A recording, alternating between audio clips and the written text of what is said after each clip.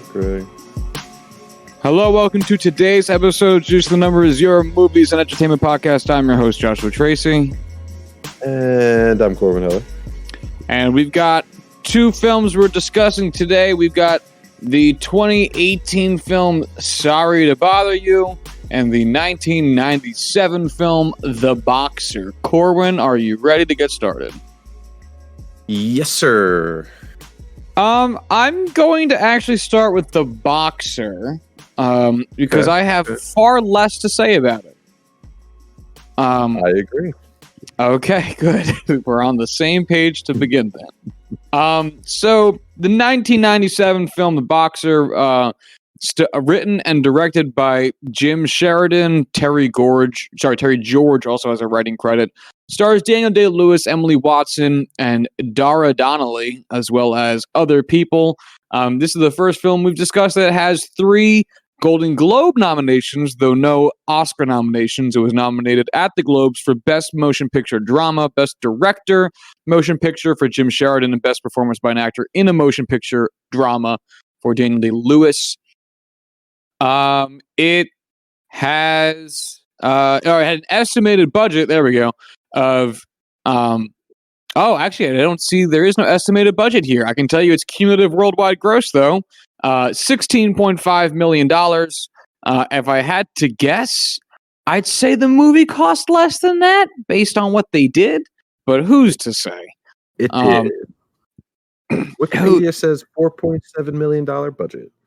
All right, so that makes it a successful enough as an IRA film can be. And it's about Danny Flynn, the Daniel Day-Lewis character, being released from a 14-year-long stint in prison for basically being the fall man for an IRA terrorist action of sorts, and tries to get his life back together as as a community member, as an athlete, and as a lover. Corwin, what did you think of this film? I went into it thinking I was going to like it a lot. I mean, I've never seen it before. You know, it's not something that has been talked about in my presence. You know, no one I know other than you have seen this or talked about it. This is really the first time I've been hearing of it. But I mean, Daniel Day-Lewis is buy when I'm looking for a movie automatically. IRA and the Troubles, not something I've ever really learned a lot about. Was all aboard learning about it. And it's about boxing, which how can you not enjoy a boxing movie where Daniel Day-Lewis, of all people, beats the shit out of somebody? So I was sold. I was all in. Started, was like, all right, this is a interesting tone with like the opening scene and the music that went with it. It was very like 90s techno funk, and it was very different from what I was seeing or what I was expecting. I was like, all right, slow start. Let's see if it picks up when we meet everybody.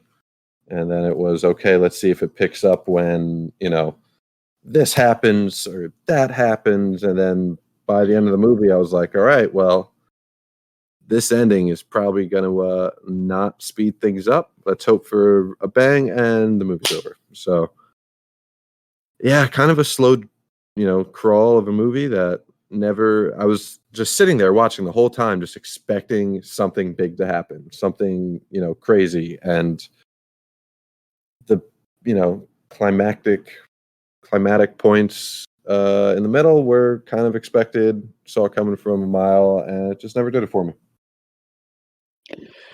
Oh, man. I'm going to start off by agreeing with basically everything you just said. I'm going to make this film, or give 2 equivalencies, in my opinion, that this film falls under. One, this feels like the drama movie that is in the background of all other movies. It is so boilerplate and mostly set by color palette and general tone that if you looked at this movie for about 5 seconds, you go, oh, this is like a serious drama. There's no ambiguity here. It's very gray. Seems pretty sad. Everyone seems kind of angry. So there's that. And this is also a film that I would, because of that, describe as being Oscar bait. This feels like a film that is like throwing every trope of a drama against the wall. And the thing is, I don't think it does anything poorly. I just don't think it did anything especially well. Like, the acting in this film is fine. The cinematography in this film is fine. The score in this film is fine. The plot in this film is fine. Everything about it. Like, I was talking to Kel about it because, I watched it with her. And the thing is, like, I really want to like this.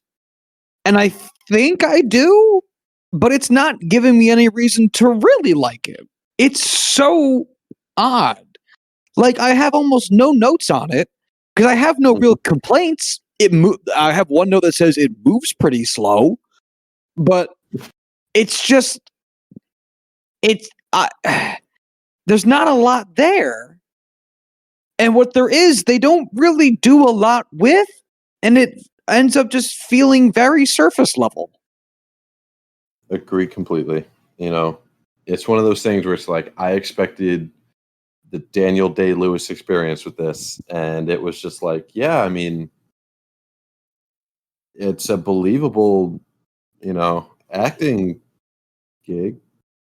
That's really it. Like, I didn't see it never met expectations for what it was.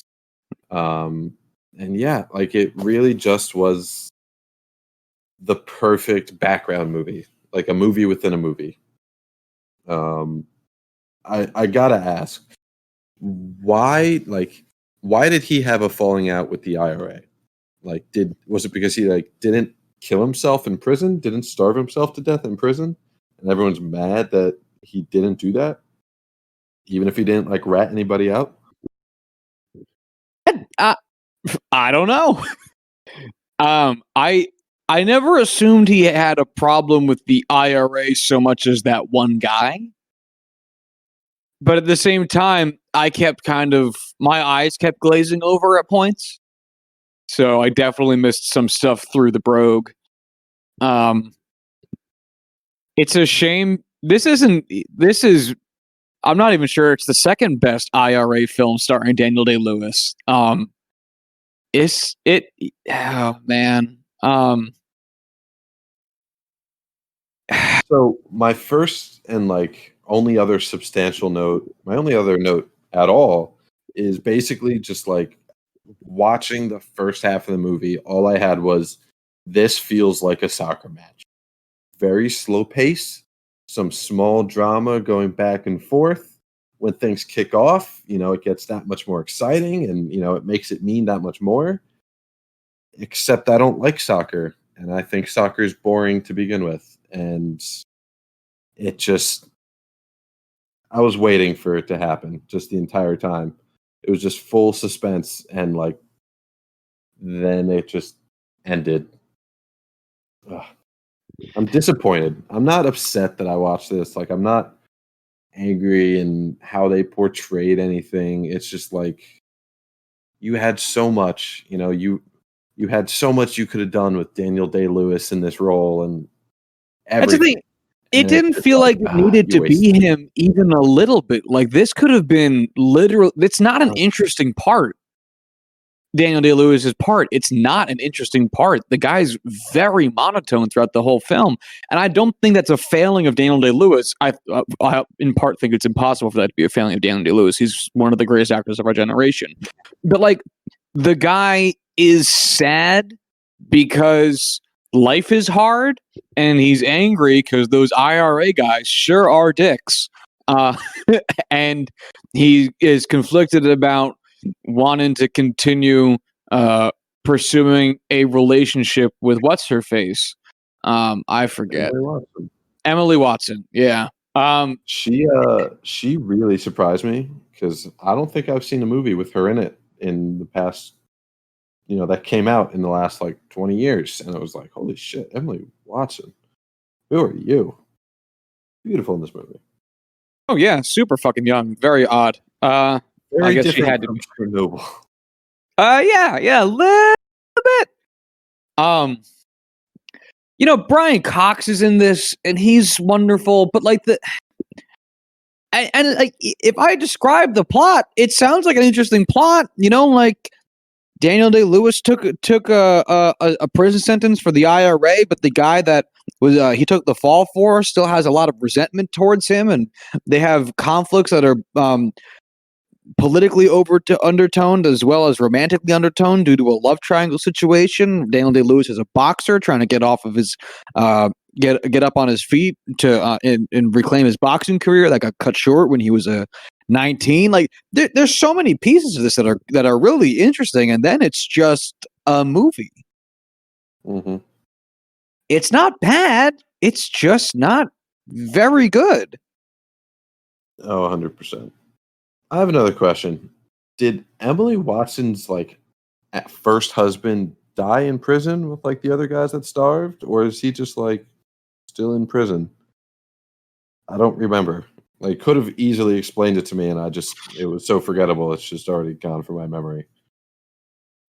Man, I don't even know. Again, couldn't even tell you. I kept when I first was thinking about the score I would give this, I was like, yeah, that was pretty average. That was a 3. It's and Daniel Day-Lewis was good. Emily Watson was good. That was, sure, that was fine. That's a 3. And then I looked at all the other movies I gave a 3 to and was like, oh, it was not nearly as good as any of these. I'll give it a 2.5. And then I saw the movies that gave it a 2.5 to, and it was like, it's not really as good as these either. So I gave it a 2. I was disappointed. It seems really bad, but the way we pick these movies and watch these movies, they are heavily favored towards being very good movies. So the ranking and the rating system has been skewed. So yeah, I gave it a 2. I was very disappointed. I think I'm going to copy you, honestly, and I don't think you really need to issue yourself that much justification. Again, if someone came up to me on the street, which 6 feet apart, and said, "Josh, I need a recommendation. I need you to recommend to me a Daniel Day-Lewis IRA film," I wouldn't pick this one because you know what? Watch In the Name of the Father. Way better movie. Basically the same time period, political situation, obviously without a lot of the romance stuff, but it's the same backdrop of that bisection or dissection of that era and time period, and it's done so much more interestingly.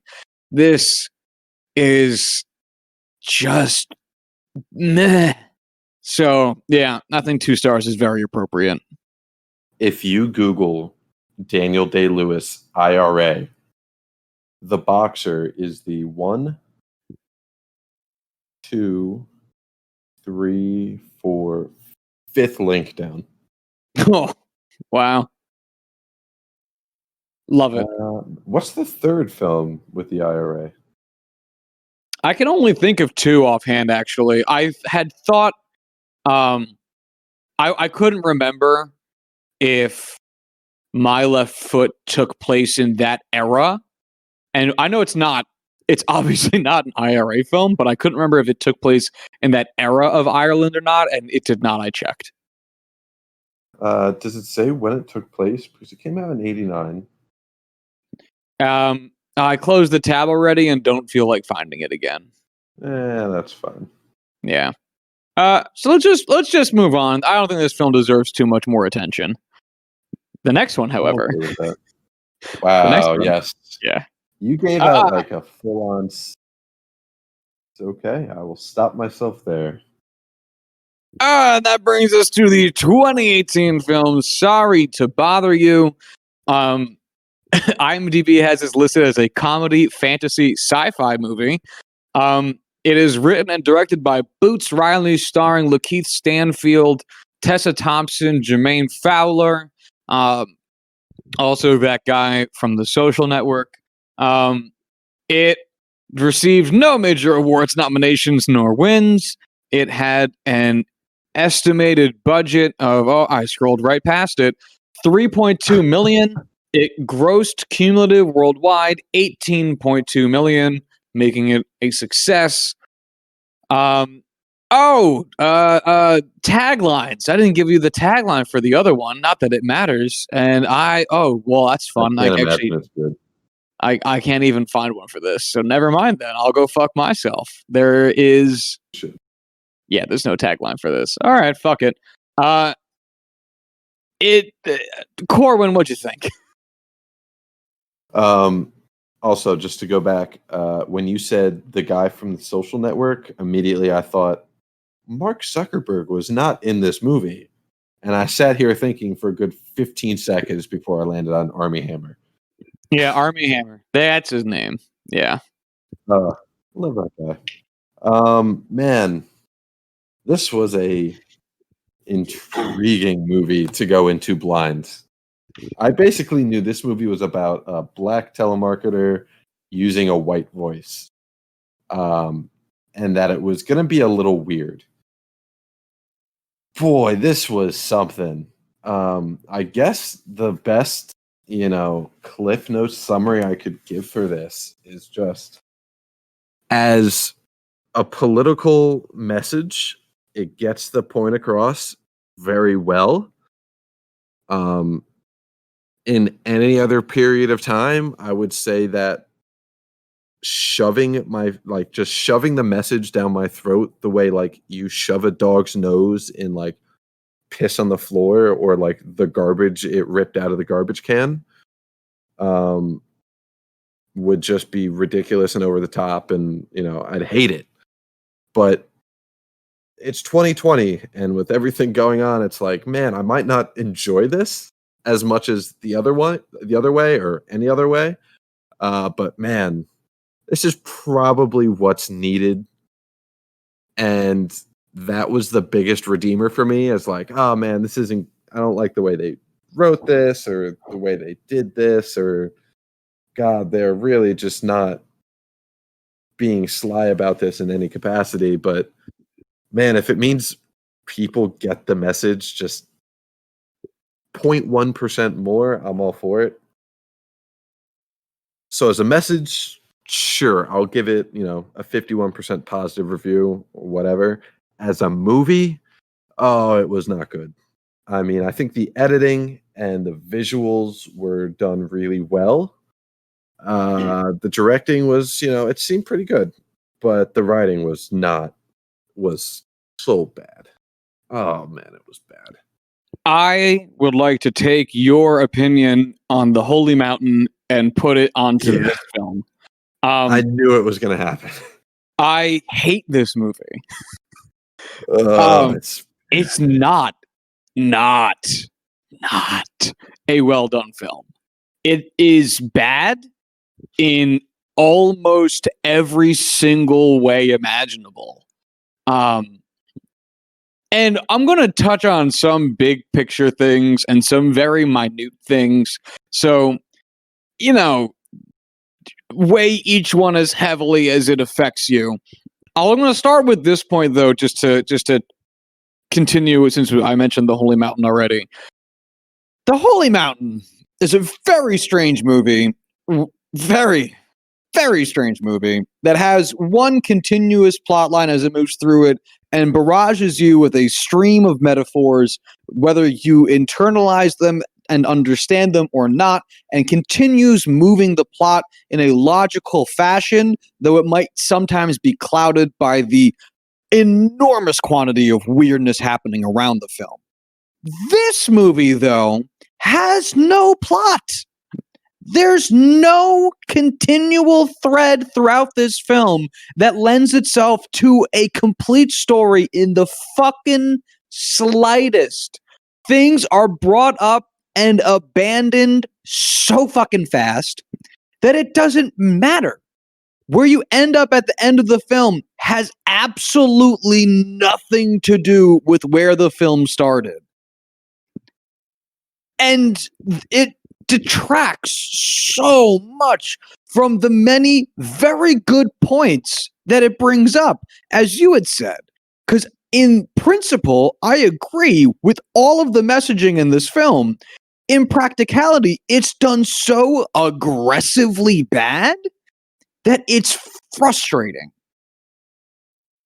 I like the fact that there's this whitewashing of like what we believe to be a successful persona outwardly. What we perceive to be as a safe voice on the phone. How we want to be sold things as white people by white people. Like, that's a good point. Does it matter the second the fucking horse dick dudes come out? Absolutely not. And honestly, after the initial point when he starts becoming successful, after that conversation with Donald Glover, I'd argue that the point got made, and then they did fucking nothing with it. They didn't do a single thing with it. After they made the point of you will be more successful if you act whiter in this certain aspects of your persona, they introduced the idea, and then they might as well have gone, all right, next thing. And because they didn't expand upon the idea. And it's such an obvious error. It's like Rey with Star Wars. It's like, oh, train to become a Jedi. Cut. Okay, you're a Jedi. Go. It was just like, okay, literally the scene after the talk with Donald Glover when he's like, no, be white. Pretend you're successful, whatever. Next scene is him doing it like perfectly. And it's like, okay. All right, conflict avoided. That was like what I thought the movie was about. Guess not. All right, move on. And that's the other thing is like the film starts off with such a really funny and interesting concept with the whole white voice thing, and also every time he cold calls a person they pick up, he like is transported into the environment that they are in where they clearly don't want to fucking deal with him. And that is also a really cool idea that also gets fucking abandoned immediately. Oh yeah.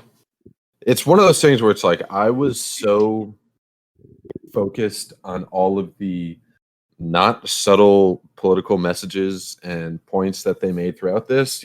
First time seeing this movie, it's hard to avoid getting, fucking run over with a truck that's just barreling towards you the whole time, for 2 hours. So like that is essentially the only thing I could focus on during this movie, and didn't really even get a chance to like notice that we just if you're on this ride, just drove past things that are talked about and completely forgotten because there's so much more just right in your face coming towards you.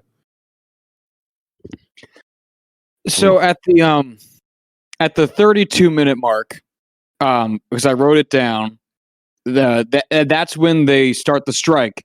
And I wrote down topics brought up in that time. And here's just a short list of things that they had mentioned. 32 minutes, approximately 1/4 ish of the film. Poverty, unions, capitalism, slavery.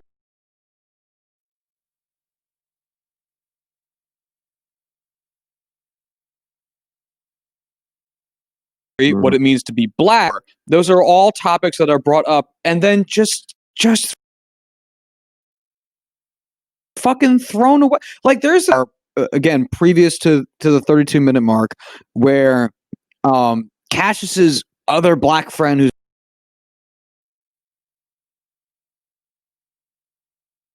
name I forget, Lakeith Stan. That's the beginning of a very interesting conversation, especially in the purview of this film that has already shown you it's here to talk about race. And then in that scene, they don't even fucking care. It just moves away. How poorly do you want this film to be written? This film is so clearly written by one guy and who didn't bother getting it revised, didn't want to take notes, didn't want to be held down by the studio exactly done.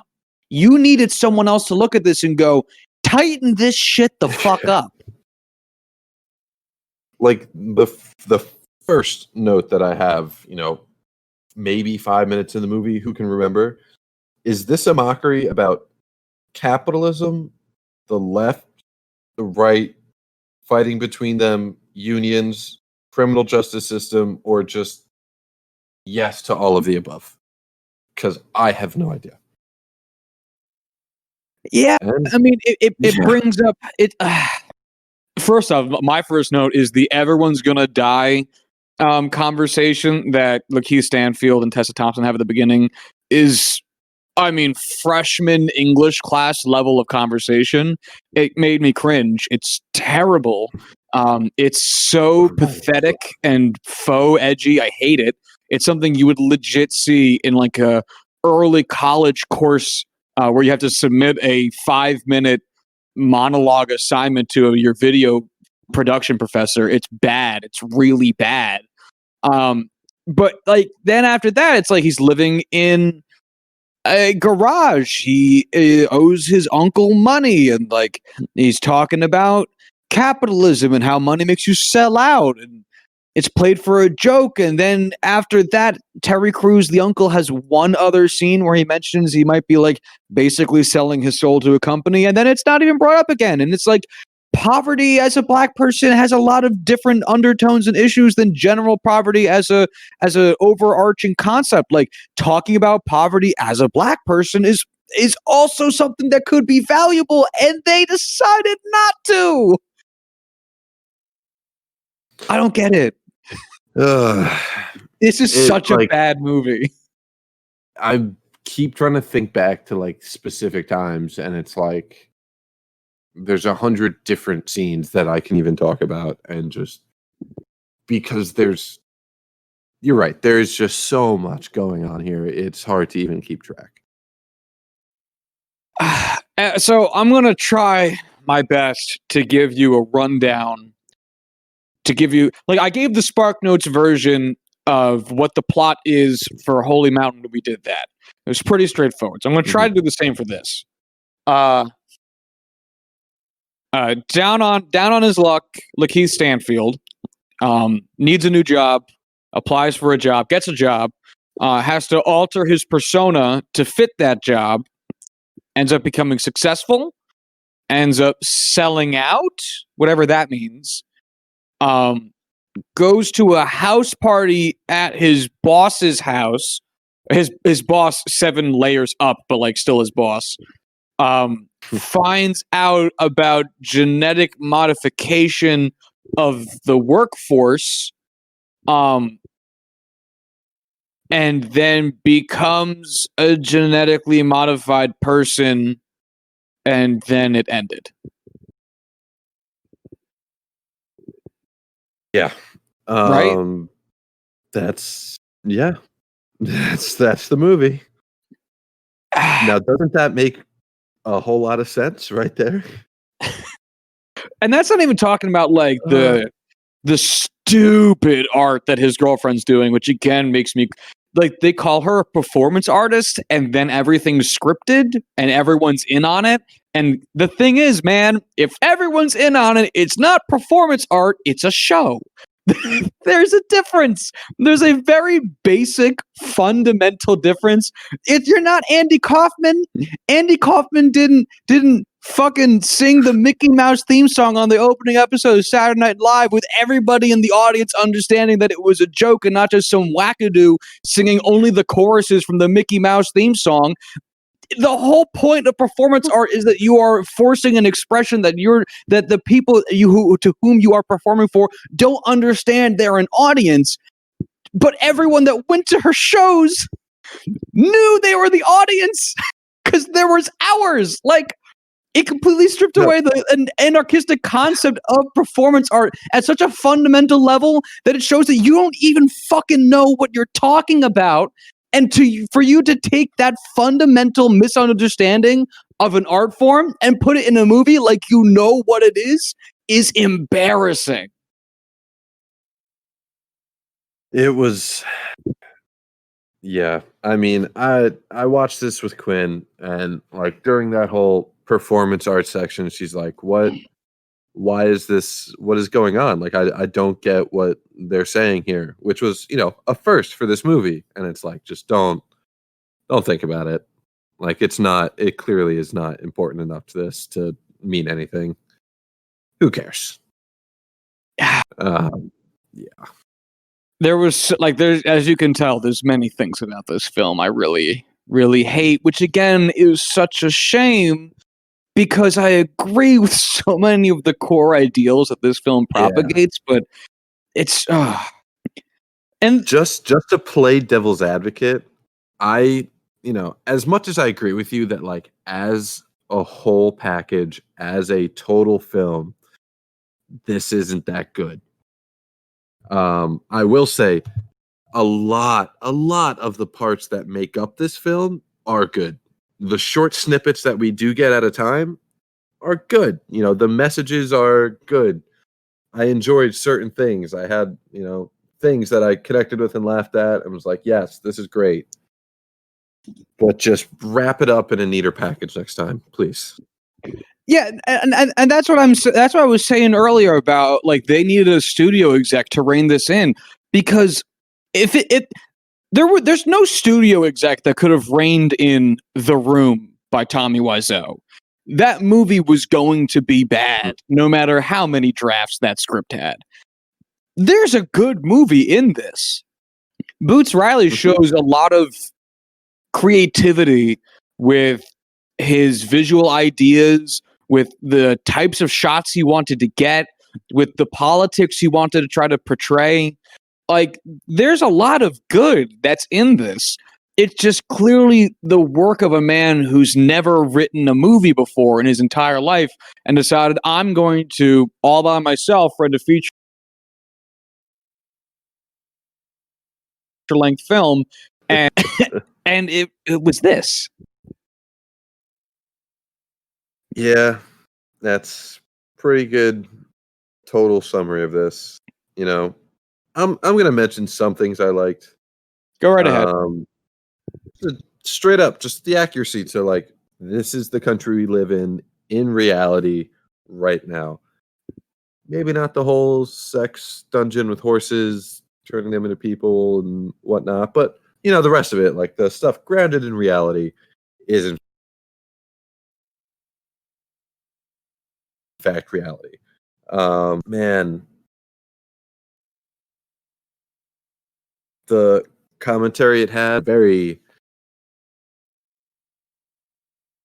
specific part. Great scene. Oh my god, that was so rough. Especially because, like, we, especially you and I, as people who mostly partake in the white community, we've seen these rap fans. Oh, yeah. Oh god. All right, that one's definitely my favorite. But moving on, him worshiping capitalists like gods. Yeah, that's some bullshit. Him being a leader of this unionization movement, and the second he's taken care of, it's like, yo, fuck y'all, I got mine, get the fuck out of my way. And just abandoning all beliefs, all of your ideologies, just out the window. And that happens all the time.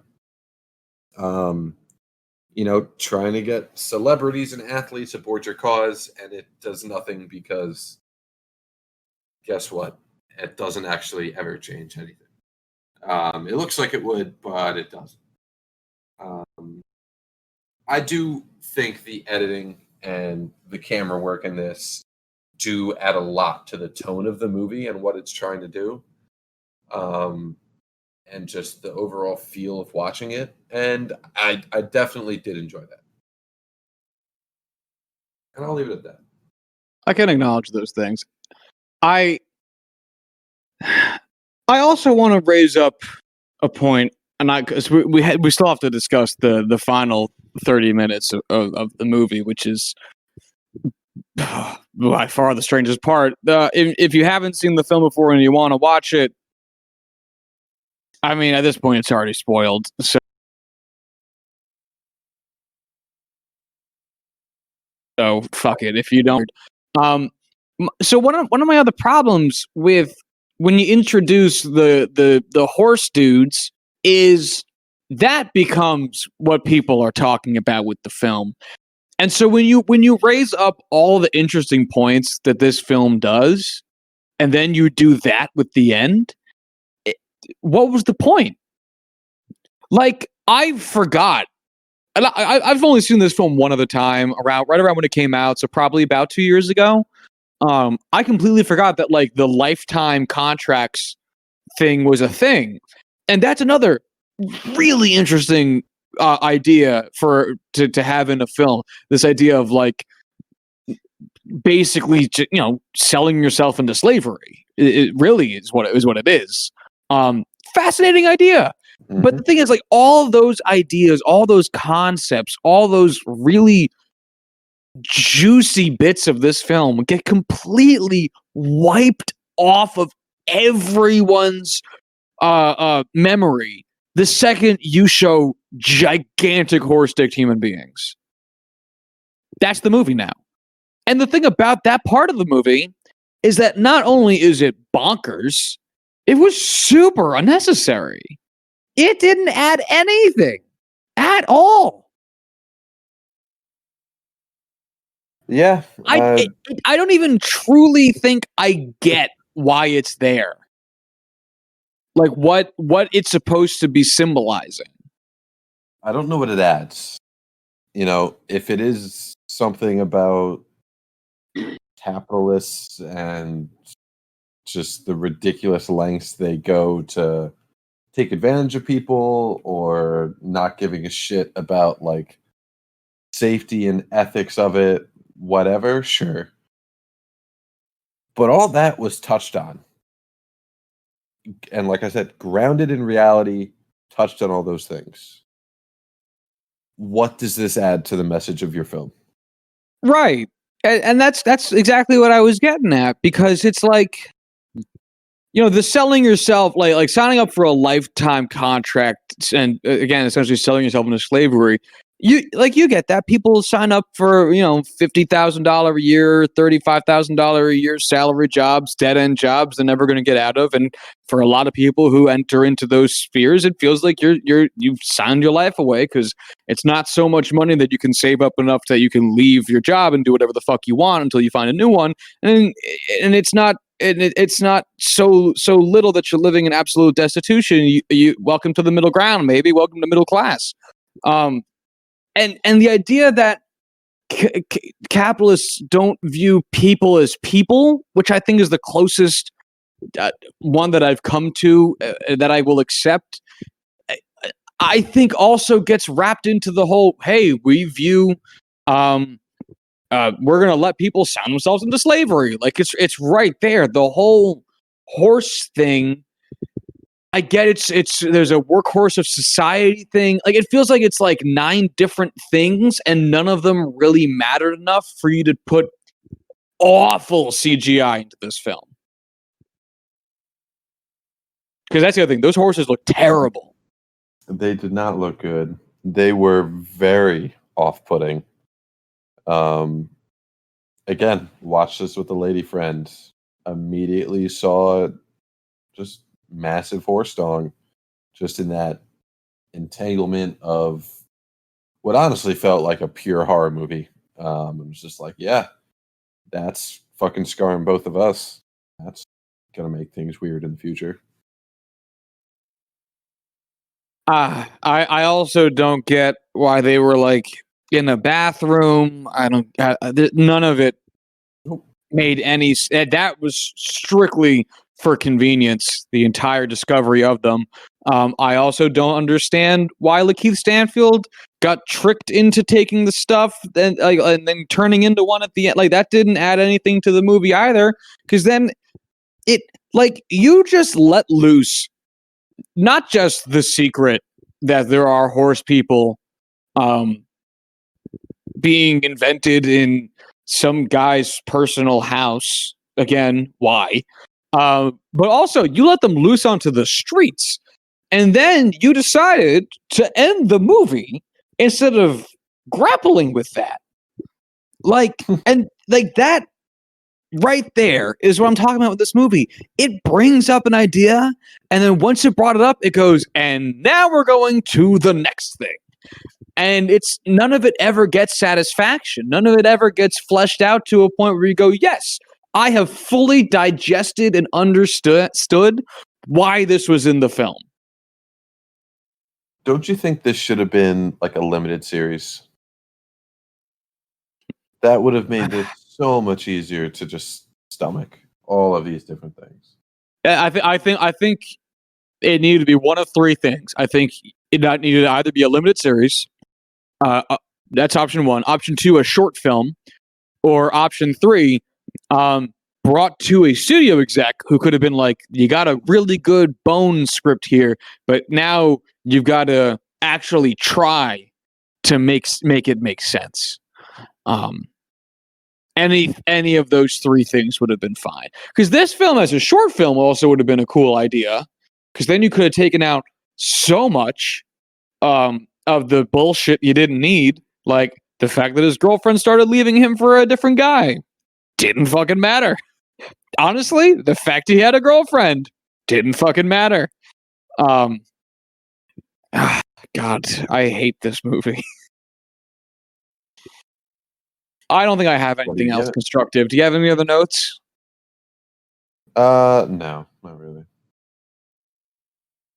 I have two other notes. I have another 45 minutes in that's still not clear what this movie is about. Selling his soul is the obvious answer, but there's so much.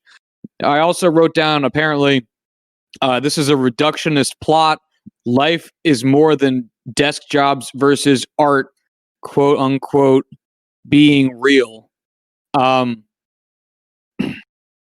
Oh yeah, because it made it sound like just because he got a desk job, he was become a part of the system, which is true within the confines of this film, but also like a lot of like this film was clearly written by an artist because they viewed the viewpoint is that like every desk job essentially is selling your soul, whereas only being a part of the art scene is rewarding, whereas that doesn't make any sense and is actually a pretty shit way to present your argument. Yeah, nothing is that black and white. And again, not that it needed to be. Go ahead. No, I was going to say, and it also just didn't. It just didn't need to be. Not at all. I feel like this was a very black and white film where it's capitalism and art and freedom and expressionism. And listen, I hate capitalism as much as the next guy. I don't know who's listening in the state of our country, so I'm not going to state my own personal beliefs right now. Are you Antifa? For that? Yes, I am one of the leaders of Antifa. But Daniel Day-Lewis is going to play me in a movie once I learn how to box in like 20 years. Yeah, I don't even know where I was going. Just like, God, it doesn't have to be that polar. Yeah, especially when your representation of what art is a poor representation of that medium. Like you touted the performance art scene as being the best and then didn't represent it correctly. So it's like, fuck you twice. Man. Oh God. Yeah. At least it looks pretty. It sure did. Give me your final thoughts here. Oh man, as a movie, not great.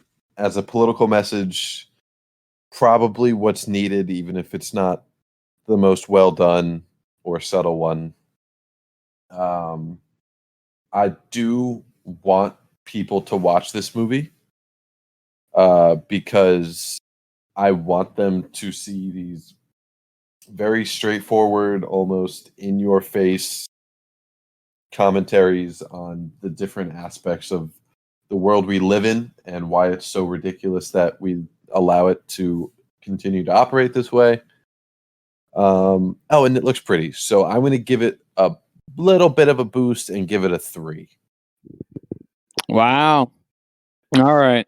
Gosh, if we both give it low scores, nobody's going to watch it, and nobody's going to see Massive Horse Dog. So yeah, there's a my lot of hands are tied here. massive horse dong in this. It's not a good movie. It's a very bad movie. It's an aggressively bad movie, and if you think this is a good movie, I think you are personally are an idiot. Because it's not a good movie. It makes a lot of good points. I agree with the politics of the film, but it's not good. And if you find this to be encapsulating on a metaphorical level, you're a fucking idiot. And I don't think you ever received an education in your entire life. I think you dropped out of the 8th grade. This is a bad movie.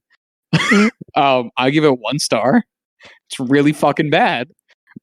It feels like Boots Riley woke up once, woke up in the morning and would write a page of it, 1 page at a time, and he wouldn't look at the previous pages, and he would only write 1 page every other week, because no 5 minutes of this film truly relates to any following 5 minutes of this film. I disagree. It's bad.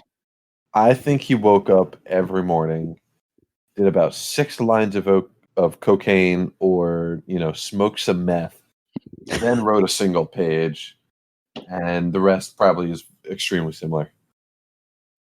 Yeah, there sure is that too. Oh man, yeah. This film is an acid trip combined with a PCP trip, combined with reading your first book on why capitalism is bad and not fully understanding. I really want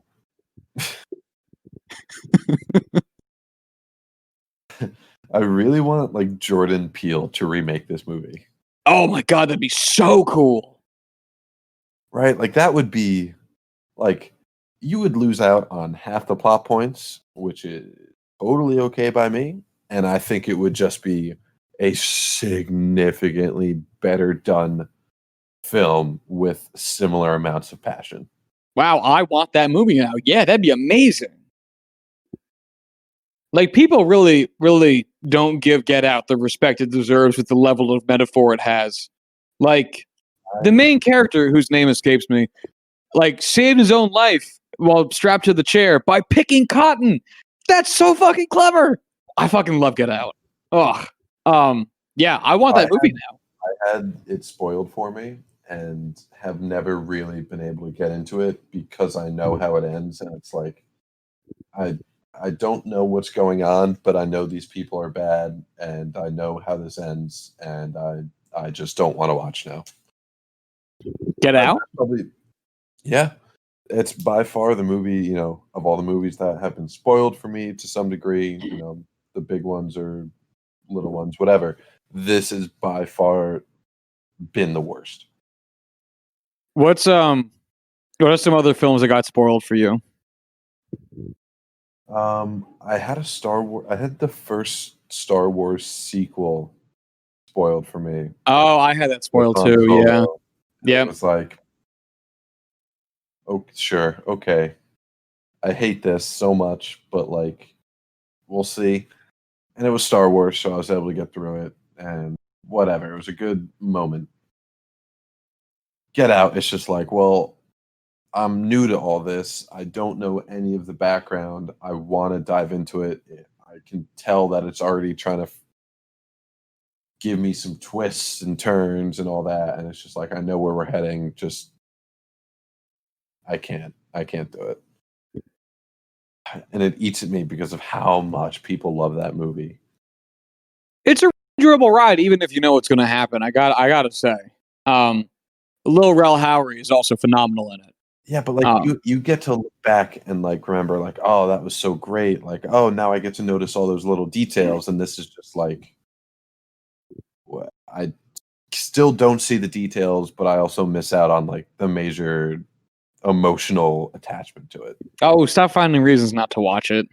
I've tried watching it, I just can't, man. I can't. So yeah. I got into movies too young, to really have anything spoiled for me. But I do remember getting my dad really mad once. I was like, I don't know, 12, somewhere between 12 and 14, and he wanted to show me The Sixth Sense, and he was like, "Oh, you're never good," because like me and him would watch like detective shows when I was younger, and be like, a competition for us to guess who did it first, and I'd always win. And so he was like, "You're never gonna guess the ending," and it's a crazy twist. And then the movie starts off with Bruce Willis getting shot. And I looked at him and said, "Oh, so he's dead the whole movie." And he was furious. Oh, that's fantastic. I could totally picture that too. Yeah. I mean, like, because that first fucking scene, man, 5 minutes in, and that's not meant for me to, like, jerk my own chain, but seeing my dad that mad was phenomenal. He watched and then we watched the rest of the movie, and he watched the rest of the movie fucking tight. All right, Josh, what's your movie for this week? Oh, that's right. Well, here, let me pick a number for you. Do you have it up? I do. I expanded the list this week, so you now have the option of picking 1 through 26. 6. 6. La Haine. Oh, that sounds familiar. It's the scene. I don't want to go into anything because I also haven't seen it, and I forget the name of the main actor.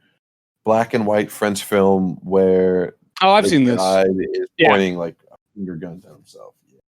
This is a good movie. I'm excited. I haven't watched this in a while. I have never seen it. You will enjoy it. I am going to pick a film that I have seen, but I have not seen in a long time, and I think you will enjoy it. 2009's Big Fan. Big Fan. Okay. I think you're going to enjoy this. Yeah. It's a name that sounds familiar for some reason, but I really don't think I've seen it. Well, buckle up, buddy. Big Fan.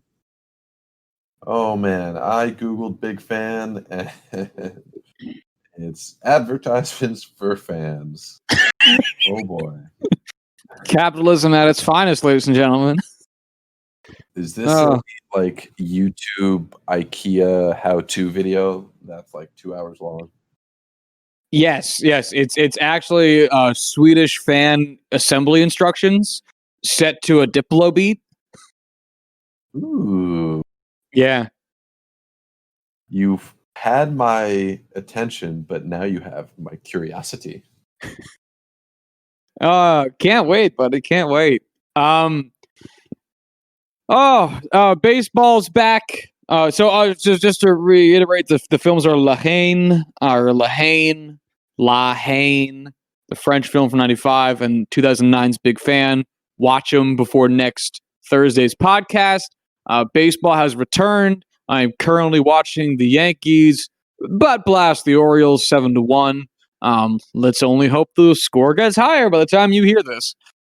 Joe Kelly got an 8-game suspension. We were dying to talk about it, but we decided to wait until Monday's episode to talk about it. It's going to be fun.